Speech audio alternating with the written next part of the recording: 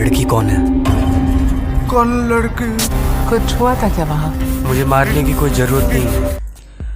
मनुष्य स्वभाव से ही जिज्ञासु रहा है। आग की खोज, पहिए की खोज और फिर रोमांच की खोज। उसके भीतर दौड़ते लहू के आँख से निपटने को गालिब ने भी इंसानी फितरत की असल पहचान मानी है।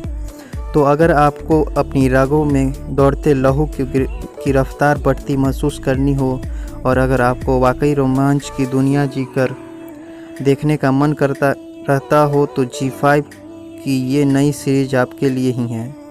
बस इसे देखिएगा संभल कर, क्योंकि ये खेल माफिया का है। अगर आपको या अपने घर में किसी को वीडियो गेम खेलने का शौक़ है तो आपने महसूस किया होगा कि ऐसे गेम खेलने के दौरान इंसान की सारी ज्ञानी इंद्रियां अपने चरम पर होती हैं।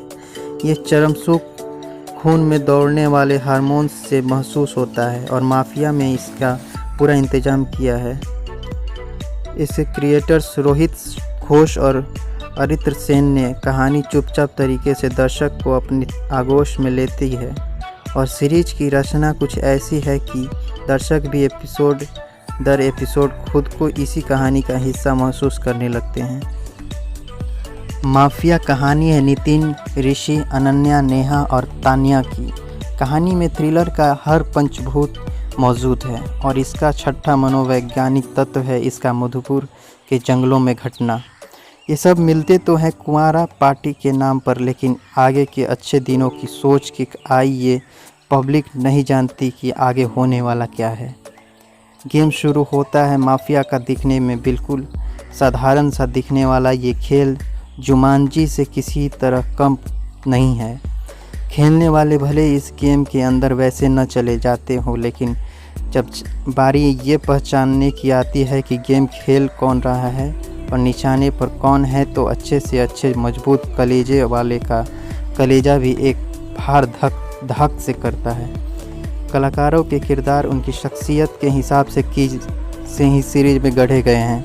सीरीज कुछ इस तरह रची गई है कि इसकी कहानी के सूत्र थोड़ा ज़्यादा खुलते ही इसका सस्पेंस बिखर सकता है और कहानी का जो अंजाम इसे देखकर ही इसका थ्रिल समझा जा सकता है। माफिया का ये खेल खेलने वाला इसे दिल से खेलते हैं और देखने वाला के दिमाग पर ये सीधा असर करता है। एक एक कर सबके कांड खुलने शुरू होते हैं। सब उन्हें अब तक छिपाते फिरते थे, अब ये कांड भी खुल चुके हैं और ये भी खुलना शुरू हो जाता है कि चेहरे से भोला दिखने वाला कोई इंसान इतना बेरहम भी हो सकता है। सीरीज की पूरी सेटिंग इसके निर्देशक ने बहुत ही सोच समझकर तैयार की है। रीयूनियन का बहाना है, लेकिन असली खेल तो सबका काम लगाना है। सिटीजन, माफिया, डॉक्टर, पुलिस और भगवान सब एक दूसरे की डोरी से बंधे हैं।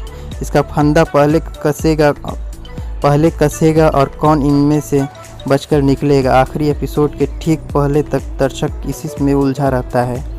बिंज वॉचिंग के लिए इस वीकेंड की सबसे परफेक्ट सीरीज है G5 पर रिलीज होने वाली माफिया। सीरीज के कलाकारों में नमित दास ने बिल्कुल अव्वल नंबर का वाला काम किया है।